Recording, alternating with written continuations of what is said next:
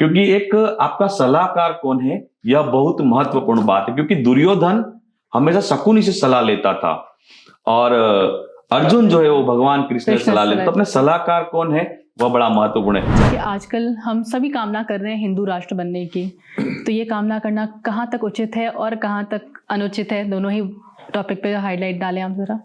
अनुचित की बात तो मैं बोलूंगा नहीं कि अनुचित तो है नहीं, और हिंदू राष्ट्र, क्योंकि हमारी जो भूमि है वह पहले से ही हिंदू राष्ट्र है और सनातन संस्कृति इतनी महान है कि हम हिंदू राष्ट्र की जो कामना करते हैं तो वो जरूर पूरी होनी चाहिए। सबसे बड़ी बात तो यह है कि सनातन से प्राचीन कुछ भी नहीं है, और आज कोई चीजों की खुदाई होती है, खोद करते हैं, शोध भी करते हैं, तो संशोधन करते हैं, तो उसमें हमारे शिवलिंग मिलते हैं भगवान की। अभी भी एक मूर्ति हनुमान जी की और मंदिर एक गुप्त जगह से मिला है, तो वो सब चीजें मिलती है। तो सनातन की ऐसी महानता है कि प्राचीन काल से चली आ रही है, और मैं चाहूंगा कि सनातन बोर्ड जल्दी जल्दी बनना चाहिए, हिंदू राष्ट्र जल्दी घोषित होना चाहिए।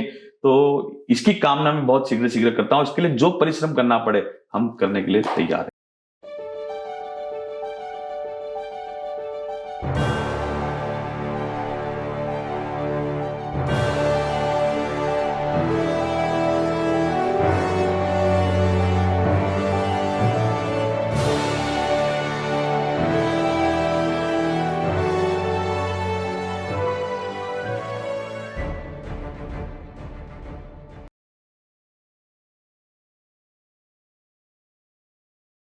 नमस्कार, welcome to another brand new episode of ask official. आज हम दाहोद में हैं, जो कि गुजरात में है, और एक बहुत ही सम्मानित और बहुत ही बड़े व्यक्तित्व डॉक्टर आचार्य राजा शास्त्री जी के साथ हैं, जिनको भारत सरकार ने सम्मानित किया है यज्ञ सम्राट की उपाधि से। और अगर हम बात करें तो इनके पास वर्ल्ड रिकॉर्ड होल्डर भी हैं। ये Guinness book of world records में इनका नाम दर्ज है सबसे ज्यादा यज्ञ करने के लिए। तो हम वेलकम करते हैं आचार्य डॉक्टर राजा शास्त्री जी को। नमस्कार, ओम नमो नारायण। सर, मैं पहले तो जानना चाहूंगी आपकी ये जो जर्नी थी कहाँ से स्टार्ट हुई, और ये वर्ल्ड रिकॉर्ड होल्ड करना, गवर्नमेंट से सम्मान पाना, कैसे हुआ सब कुछ? जर्नी तो काफी, कोई भी कार्य एकदम सरल होता नहीं है, पर गुरु की कृपा हो जाए, प्रभु की कृपा जिसके ऊपर हो जाए उसके लिए सब के जा पर कृपा राम की होई, ता पर कृपा करे हर कोई। कि भगवान प्रभु की कृपा जिसके ऊपर हो जाती है उसके लिए सब मार्ग सुगम हो जाते हैं, सरल हो जाते हैं। बड़ी कम उम्र में, 12 साल की उम्र में हमें गुरुजी मिले, और गुरुजी से चर्चा हुई। उसका गुरुजी ने कहा कि आप हमारे साथ चलिए और आप कर्म कांड और यज्ञ इन सब के बारे में पढ़ाई करिए। तो हमने निर्णय लिया। तो उसके बाद थोड़ा घर वाले ऑपोजिट थे कि साधु महात्माओं के साथ कहाँ जाएगा, पर हमारी दादी ने बड़ा सपोर्ट किया हमारा, और हमारी दादी ने कहा कि नहीं, इसको जो करना है वो करने दो। तब हमने गुरुजी के आश्रम में जाकर संस्कृत में शास्त्री कंप्लीट किया, शास्त्री पूर्ण हुआ, और उसके पश्चात फिर दाहोद आके हमने हमारा काम स्टार्ट कर दिया।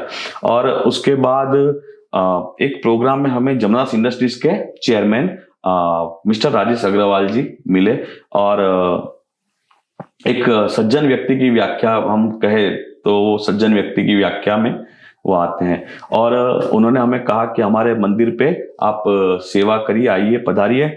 तो उसके बाद उनके मंदिर पे 11 साल तक वहां पे ठाकुर जी की सेवा की, पूजा की, और अध्ययन हमारा फिर भी कंटिन्यू रखा हमने अध्ययन, क्योंकि मुझे पढ़ने का बड़ा शौक है और लेट नाइट तक भी मैं पढ़ता हूं, तो अध्ययन हमने शुरू ही रखा था, कंटिन्यू रखा था। उसके बाद सब कार्य में लगे हुए थे, और उसके पश्चात अहमदाबाद से आचार्य कंप्लीट किया। आचार्य में भी 2000 विद्यार्थियों में से हमने टॉप किया था, और उसके बाद नागपुर इंटरनेशनल यूनिवर्सिटी से पीएचडी कंप्लीट किया यज्ञ के ऊपर। अरे वाह। हाँ, तो वहां पे भी हम टॉप रहे थे। और उसके बाद 2 नवंबर 2017 को दिल्ली पार्लियामेंट क्लब में भारत सरकार द्वारा हमें यज्ञ सम्राट की उपाधि से सम्मानित किया गया। और 2018 में हमने भागवत कथा प्रारंभ की। उसके पश्चात हमारी यज्ञ का जो कर्म था वह तो चल ही रहा था। उसके बाद 2020 में वर्ल्ड बुक ऑफ रिकॉर्ड जो यूके लंदन का है, तो उसमें हमारा नाम आया था। और हमारे उस समय डेप्यूटी सीएम थे हमारे माननीय नितिन पटेल साहब, तो उन्होंने हमें सम्मानित किया था। उसके बाद 2022 में Guinness book of world record में सबसे कम उम्र में सबसे अधिक यज्ञ करने का हमारा रिकॉर्ड बना। और हमारे अभी हाल में जो माननीय मुख्यमंत्री है भूपेंद्र भाई पटेल जी, उनके द्वारा हमें सम्मानित किया गया। उसके बाद फिर दिल्ली पार्लियामेंट क्लब में हमारा काफी सारी रॉयल फैमिली में जाना आना होता है और रॉयल फैमिली में पूजा यज्ञ इत्यादि कर्म हम करते हैं, तो इसलिए फिर वहां पे पार्लियामेंट क्लब में राजगुरु की उपाधि से भी हमें सम्मानित किया गया। और उसके बाद फिर 6 नवंबर 2022 में कश्मीर में एक बड़ा सुंदर आयोजन किया गया था world book of star record द्वारा, और वहां पे हमारा प्रवचन वगैरह भी था। तो उसके बाद वहां पर world book of star record के उस समय 6 नवंबर 2022 को हमारे पूरे 15,001 यज्ञ कंप्लीट हुए थे। तो वहां पर उन्होंने हमारा सम्मान किया, world book of star record में नाम हमारा दर्ज हुआ। और 2023 में फरवरी में काशी में हमारा मंदिर में प्रोग्राम था, और बाबा काशी के जो विश्वनाथ है जी। उनके आशीर्वाद से, उनकी कृपा से वहां पे शंकराचार्य जी द्वारा हमें चांदी का दंड से सम्मानित किया गया और दंड हमें धारण करवाया गया। बहुत सुंदर। तो ये जर्नी चल ही रही। और यज्ञ में हमने शुरू से हमारा जो प्रारंभ से ही हमारा जो रसप्रद विषय था तो यज्ञ था, और हमारे गुरुजी भी यज्ञ में उसका। और जब मेरी जर्नी थी वहां से पढ़ के आने के बाद, तब हमें एक स्वामी जी दाहोद में रहते थे, सुरेशानंद भारती जी, उनका सानिध्य मिला और उनके पास एक एक छोटी छोटी बातें हमें सीखने को मिली कि जीवन कैसे जीना है, कैसे रहना है। बहुत आध्यात्म भी और शास्त्र का भी बड़ा ज्ञान उनके पास से मिला। उनकी बहुत बड़ी कृपा हम पर बनी रही। और क्योंकि एक आपका सलाहकार कौन है, यह बहुत महत्वपूर्ण बात है, क्योंकि दुर्योधन हमेशा शकुनी से सलाह लेता था और अर्जुन जो है वो भगवान कृष्ण से सलाह लेते, तो अपने सलाहकार कौन है वह बड़ा महत्वपूर्ण है। तब स्वामी जी ने, हमारे एक बड़े अच्छे मित्र, उम्र में काफी बड़े हैं मुझसे, हम मित्र बोलो या जैसे भी, तो हमारे बड़े अच्छे सलाहकार है सुरेश मदान जी। तो वो हमारे बड़े अच्छे सलाहकार रहे और उनके परिवार वाले ये सब हमारे साथ में जुड़े रहे। और जब भी हमारी जर्नी स्टार्ट हुई थी, तब जैसे कि अशोक भाई सोनी है हमारे यहाँ पे यजमान, तो उनके यहाँ पे काफी लंबे समय तक हमने पूजा वगैरह किया था। और हर्षद भाई सोनी, निकुंज भाई सोनी, इन सबका बड़ा साथ रहा है। दाहोद वासियों का बड़ा बहुत साथ रहा है कि मैं यहाँ तक पहुंच पाया हूँ। तो उसमें उन लोगों का सबसे बड़ा हाथ है कि वो लोग ने मुझ पर विश्वास किया और उस विश्वास के ऊपर मैं खरा उतरा, और उनका जो विश्वास दृढ़ था मेरे ऊपर, उसी कारण से मैं यहाँ तक पहुंच पाया। और गुरुजनों का आशीर्वाद और प्रभु की कृपा से यहाँ तक मैं पहुंच पाया हूँ। और अभी भी यज्ञ का क्रम चालू ही है, और आज भी हम अलग अलग प्रकार से कुछ न कुछ नया रिसर्च करते रहते हैं। अगर हम बात करते हैं सनातन धर्म के बारे में, तो सनातन धर्म का आजकल प्रचार और प्रसार बहुत हो रहा है, पहले जो कि कम था अगर हम देखें इस पीढ़ी में। और ये युवा पीढ़ी भी 2 सेक्ट में डिवाइडेड है भैया। तो अगर हम बात करते हैं कि एक सेक्ट ऐसा है जो कि मानता है सनातन धर्म में और विश्वास रख रहा है, आगे बढ़ने की कोशिश कर रहा है पूर्णतः, और दूसरा एक सेक्ट ऐसा है जो कि मानना ही नहीं चाहता और अपने आप को सेक्युलर कह के बहुत खुश है कि सनातन धर्म साइंस नहीं है, साइंस सनातन नहीं है। तो इस पे आप क्या विचार डालेंगे? सबसे पहले तो मैं एक बात कहना चाहूंगा कि अभी जहां तक मैं देख रहा हूं, हमारा कई जगहों पे जाना होता है, यात्रा भी हमारी कंटिन्यू रहती है, तो युवा वर्ग जो है उनके अंदर जागरूकता तो आई है, एक नई श्रद्धा तो बनी पैदा हुई है, और उनके अंदर तर्क, क्योंकि जो नास्तिक होता है वो तर्क करता है, और तर्क करने के बाद जब उसके सारे उत्तर मिल जाते हैं तो उससे बड़ा आस्तिक कोई नहीं होता। तो अच्छी बात है कि वो तर्क करते हैं, और आचार्यों से, जो भी आचार्य हो, कथाकार हो, सबके पास प्रश्न पूछते हैं, और प्रश्न पूछ करके वो उनकी जानकारी को प्राप्त करते हैं। तो उस कारण श्रद्धा बढ़ी है। अभी हाल में आप देखेंगे तो मंदिर में भी युवा वर्ग जाने लगा है, और मंदिर में दर्शन, पूजा, अध्यात्मता बढ़ी है।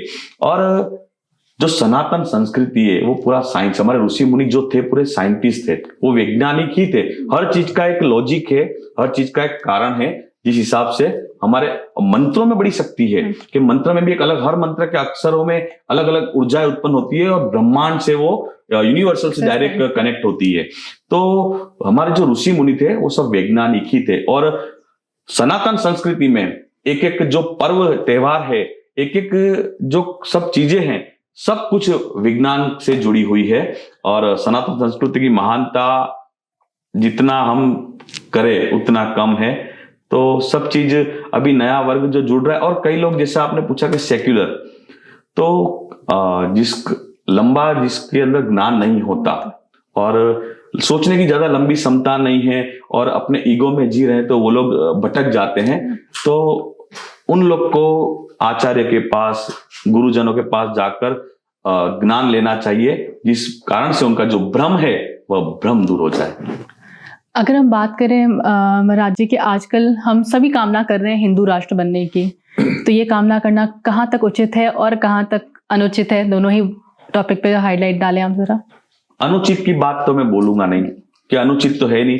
और हिंदू राष्ट्र, क्योंकि हमारी जो भूमि है वह पहले से ही हिंदू राष्ट्र है, और सनातन संस्कृति इतनी महान है कि हम हिंदू राष्ट्र की जो कामना करते हैं तो वो जरूर पूरी होनी चाहिए।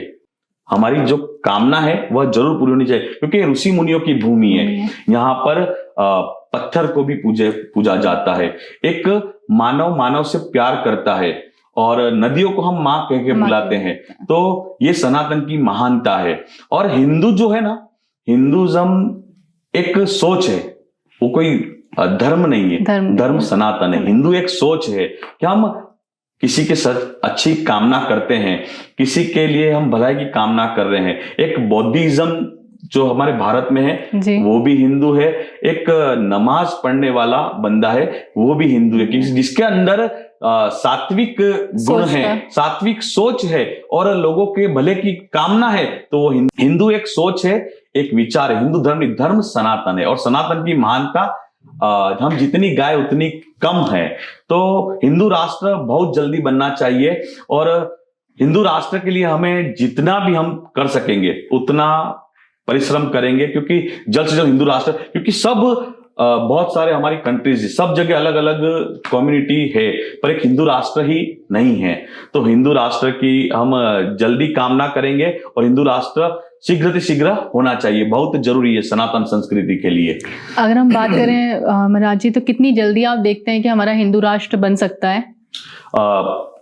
अभी जो युवा वर्ग में जागरूकता आई है, और नई पीढ़ी काफी कुछ पढ़ने भी लगी है, सीखने भी लगी, हमारे पास भी आते हैं और नए नए उनके क्वेश्चन होते हैं, उनको उस हिसाब से उत्तर आंसर देते हैं। तो मेरी जो कामना है कि बहुत जल्दी से जल्दी हिंदू राष्ट्र घोषित होगा भारत। जी अच्छा, अगर हम बात करें महाराज जी धर्म के बारे में, तो धर्म आज के टाइम में बहुत अलग जगह ले चुका है। चाहे वो कोई भी धर्म की बात करें, धर्म के पीछे सब अपने अपने धर्म को लेकर बड़ा स्ट्रिक्ट फॉलोअर हो गए लोग। तो इस बारे में आप क्या विचार डालेंगे? अगर हम बात करें, पहले हम हिंदू धर्म या सनातन धर्म की बात करें, लोग इतना टेम्पल जैसे कि आपने बोला नहीं जाते थे, अब आजकल जाना शुरू कर दिया है। और जब से ये राम मंदिर का निर्माण हो गया है तब से तो लोगों के अंदर एक अलग ही वेग आ गया, अगर बोले अलग ही प्यार आ गया है, मंदिरों की तरफ जाने का झुकाव आ गया है। तो ये क्यों हुआ और कब से, किस रीजन क्या है इसका, इसके पीछे का? क्या ये समय ऐसा चल रहा है? नहीं, इसमें ऐसा है कि हमने सबने एक बड़ा खतरनाक समय देखा है जो कोरोना काल था जी। और उस समय में लोगों ने जान लिया है कि संसार में ईश्वर से बड़ी कोई ताकत है ही नहीं, क्योंकि ईश्वर ही सर्वस्व है, कि ईश्वर के अलावा संसार में कुछ है ही नहीं, परमात्मा के अलावा। तो वो समय लोगों ने देखा है और बड़ी नजदीकी से देखा है। कई लोगों ने अपने प्रियजनों को गुमाया है, खोया है उन लोगों ने। तो उसके बाद और अभी धार्मिकता बड़ी, एक राम मंदिर के समय हम भी वहां पर थे, और राम मंदिर के जो समय था 2022 नवंबर 2024 को, तो पूरा भारत राममय हो गया था। जैसे कि राम राज्य की स्थापना हो गई हो। तो प्रभु की कृपा भय सब काजू, जन्म हमारे सफल भाजू। तो प्रभु की कृपा ऐसी हुई कि सब राममय हो गया था। और नए युवा वर्ग में भी बड़ी सुंदर एक एकाग्रता देखने को मिली, एक हो गए सब। और भगवान राम के आने की खुशी में, क्योंकि 500 वर्ष के बाद हमारे प्रभु अपने निज मंदिर में आए थे, तो एक बड़ा ही आनंद का और लोगों का झुकाव बढ़ने लगा है सनातन की ओर। तो इसलिए मैं यही कहना चाहूंगा कि जो सनातन में वो लोग आगे बढ़ रहे हैं, तो ये सनातन की महान कट्टरता नहीं है, एक सनातन हमें जीवन जीने की कला सिखाता है। अगर हम बात करें महाराज जी, तो एक बहुत ही कंट्रोवर्शियल टॉपिक है, थोड़ा सा अगर गंभीर टॉपिक भी कहूंगी मैं इसको, कि हम जिसकी कामना कर रहे हैं ज्ञानवापी में हमको वापस जगह मिल जाए हमारे शिव जी की, हम कामना कर रहे हैं मथुरा में ये चीज़ हो जाए। और बहुत सारे मंदिर का निर्माण ऐसी जगह हो गया है जहाँ पे उनकी व्यवस्था पहले नहीं थी, ऑलरेडी मंदिर कहीं और था, उसको शिफ्ट किया गया है। तो इस पे आप क्या विचार डालेंगे? सबसे बड़ी बात तो ये है कि सनातन से प्राचीन कुछ भी नहीं है। और आज कोई चीजों की खुदाई होती है, खोद करते हैं, शोध भी करते हैं, तो संशोधन करते हैं, तो उसमें हमारे शिवलिंग मिलते हैं भगवान की। अभी भी एक मूर्तियां हनुमान जी की और मंदिर एक गुप्त जगह से मिला है, तो वो सब चीजें मिलती है। तो सनातन की ऐसी महानता के प्राचीन काल से चली आ रही। कुछ समय ऐसा आया कि जिस दौरान सनातनियों को भ्रमित करके और कुछ गैर मार्ग के ऊपर दोहराया गया, परंतु अब सनातन में जागरूकता आ गई है और सनातनी सब अब जल्दी से जल्दी। और ज्ञानवापी, तो ज्ञानवापी में भगवान शिव का शिवलिंग है और तत्व है उनका, तो तत्व वहां पर सत्य है, तो वो चीज है। तो वो सनातन की जो महानता है कि हम प्राचीन काल से सब कुछ जो है सनातन का था। और भारत भूमि में जितने ऋषि मुनि और देवताओं का वास हुआ, भगवान ने अवतार लिए। हमारी भूमि इतनी पवित्र है कि भगवान के अवतार यहाँ पर हुए और जगह जगह भगवान अपने राम के अवतार में भगवान जी पैदल घूमे हैं 14 वर्ष तक वनवास में। तो जगह जगह भगवान के चरण कमल की रज आज हमारी भारत भूमि के अंदर है। तो ये जो सब, जैसे वृंदावन ले ले, मथुरा ले ले, तो अब बहुत ही जल्दी वो समय आने वाला है कि ये सब सनातन में और मंदिर वहां पर होगा जहां पर प्राचीन काल से जो पूजा हो रही थी, तो वो वहां पर से पुनः स्थापित होगी शीघ्र। अगर मैं ये बोलूं कि हिंदू या सनातन धर्म के लोग बहुत दिन तक शांत बैठ गए इस चीज को लेके, बहुत लंबा समय निकल गया, जो कि हम चुपचाप शांति बनाए रखने के लिए बहुत दिन तक चुप रह गए कि कभी कोई ऐसा कोई रिलीजियस चीज़ें ना हो। मतलब अगर बात करते हैं कि लड़ाई झगड़ा ना हो हिंदू मुस्लिम में, इस तरह की चीज़ें ना हो, इसको सिर्फ खाली इसको अवॉइड करने के लिए बहुत लंबा काल हमने निकाल दिया। अब लड़ाई वगैरह तो एक, क्योंकि हम एक ही बात है, क्योंकि ऐसा नहीं है कि अब हम सत्यता अगर जो रखते हैं मुस्लिम कम्युनिटी के सामने, तो वो लोग स्वीकार करते हैं उस बात को। और लड़ाई झगड़े की तो बात बन ही नहीं रही, क्योंकि एक जो प्राचीन काल से हमारा था हम उसी को ले रहे हैं, कुछ नया तो हम कर नहीं रहे। और हमारे इष्ट, हमारे परमात्मा जहां पर विराजमान है, तो वो जगह हम ले रहे हैं और उनकी पूजा हम कर रहे हैं। तो इसमें कोई आपत्तिजनक नहीं होना चाहिए और लोगों को आपत्ति होनी भी नहीं चाहिए। ये मेरा मंतव्य है। अगर हम बात करते हैं वक्फ बोर्ड, आजकल बड़ा सुनने में आ रहा है, आधे से ज्यादा दिल्ली वक्फ बोर्ड की है, और इसके बारे में मैं महाराज जी अपनी जो राय रखती हूँ वो ये रखती हूँ, सनातन धर्म तो सबसे पहले था, उससे पहले कोई चीज़ थी ही नहीं, और ये तो प्रूफ हो चुका है कि सनातन धर्म सबसे पहले था। तो अगर हम इसकी बात करें तो आइडल मायने में सनातन बोर्ड बना के तो पूरा जगत ही हमारा है। सही बात है। जब 20-30 करोड़ लोगों के लिए एक अलग वक्फ बोर्ड बन सकता है, तो 100 करोड़ सनातनियों के लिए सनातन बोर्ड क्यों नहीं बन सकता? और सारी जमीन हमारी है। और सनातन, मैंने आपको जैसे अभी पहले बताया ना कि हमारे देवता लोगों ने यहाँ विचरण किया है, हमारे ऋषि मुनियों ने विचरण किया है, उनका तपस्या, उनकी तपभूमि है भारत एक महान भूमि है। और उन सब तो सनातन की जो भूमि है पूरी, तो वो सनातन की ही है। और मैं चाहूंगा कि सनातन बोर्ड जल्दी जल्दी बनना चाहिए, हिंदू राष्ट्र जल्दी घोषित होना चाहिए।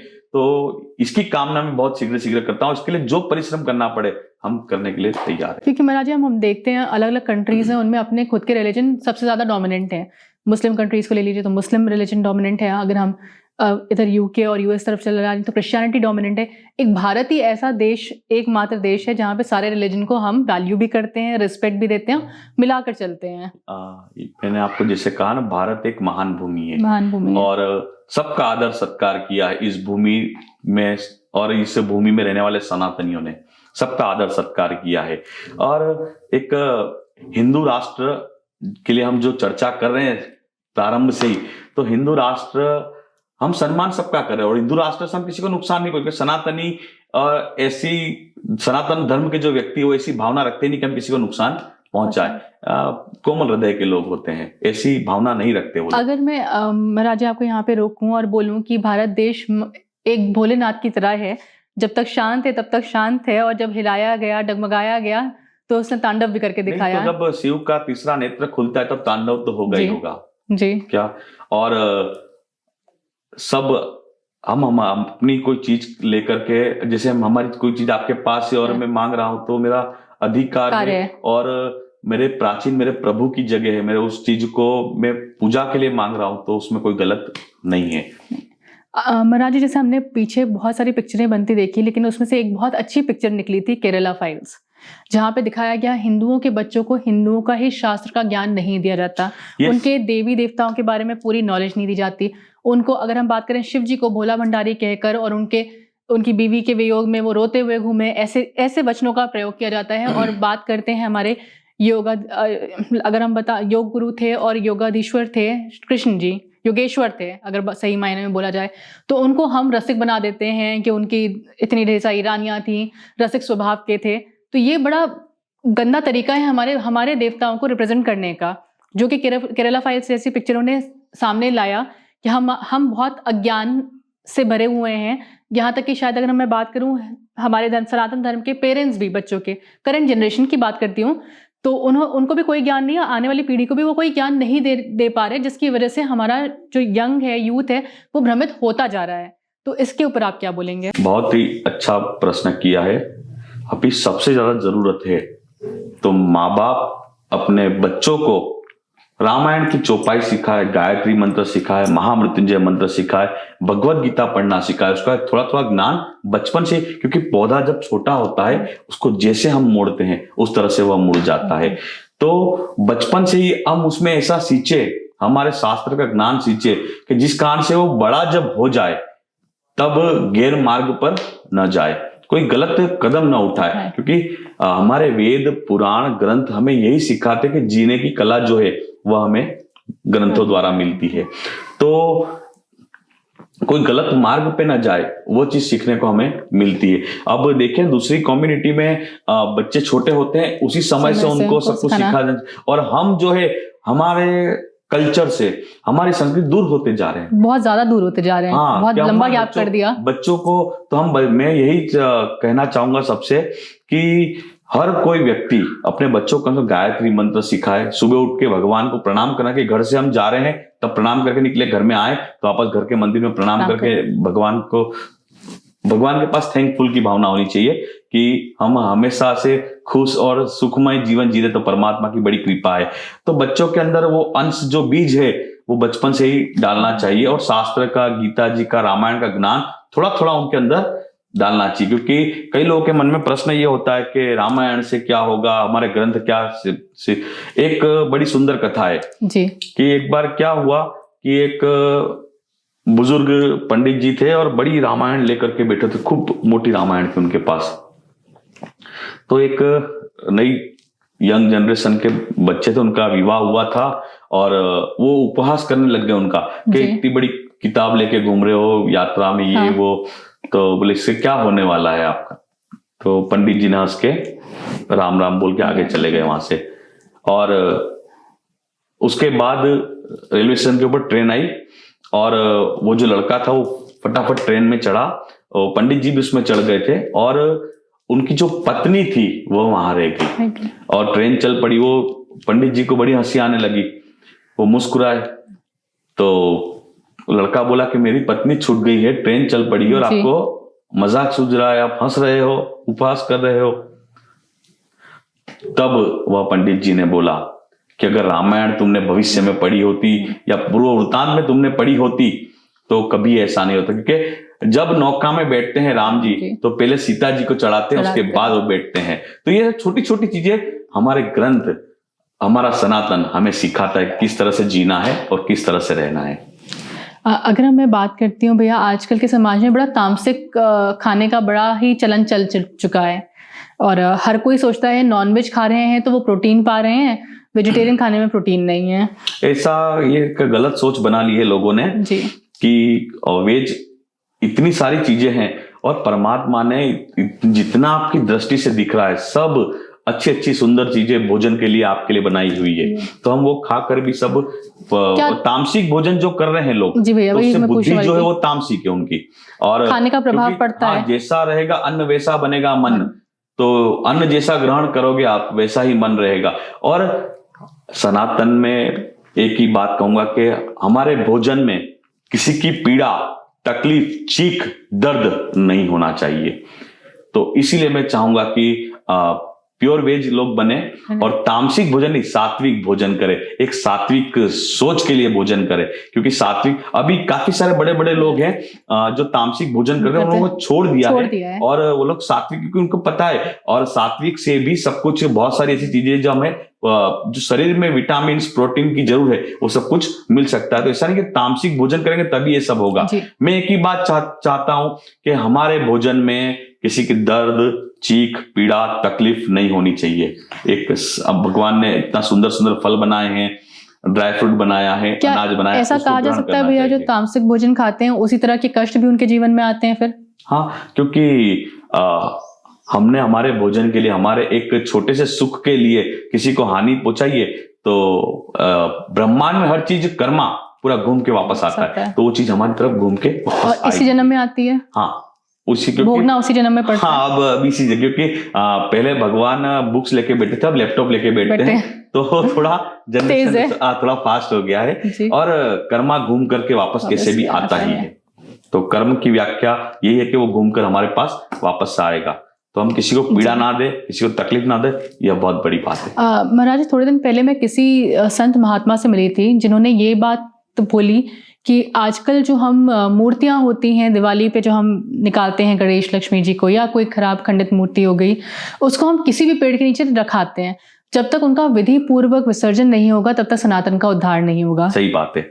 अब इसमें ऐसा है कि हमारे शास्त्र में बताया गया है कि मूर्ति अगर खंडित है तो उसका पूजन करके, क्षमा प्रार्थना करके और नदी में विसर्जन करें। हम यहाँ वहां रख देते हैं ये क्योंकि अपमान संस्कृति और हमारे इष्ट है, हमारे भगवान है वो, तो उनका अपमान नहीं होना चाहिए। और हमारी संस्कृति का सम्मान जब हम ही नहीं करेंगे, दूसरा क्यों करेगा? हमारी संतान और दूसरे लोग कैसे करेंगे? तो शुरुआत अपना सुधार ही समाज की सबसे बड़ी सेवा है, तो अपने से ही सुधार करके और आगे बढ़ना चाहिए।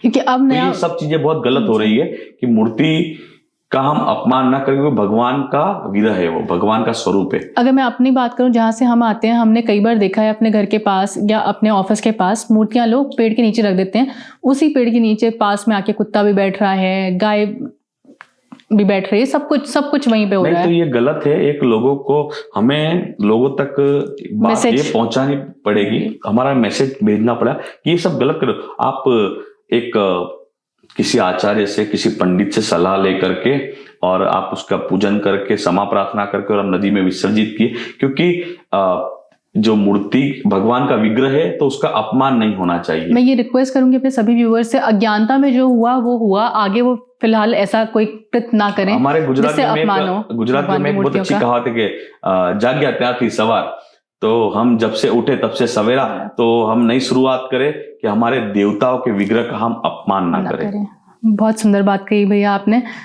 समापन की तरफ बढ़ते हुए मैं ये जरूर जानना चाहूंगी अपने अगले एपिसोड में भैया कि यज्ञ कितने प्रकार के होते हैं, पहली बात तो, और यज्ञ की विधि कैसी होनी चाहिए, यज्ञ क्यों जरूरी है, इस पे भी पूरी चर्चा करना हमारा भी बहुत बाकी है।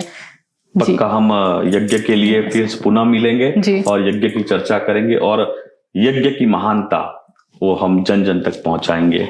ओम नमो नारायण।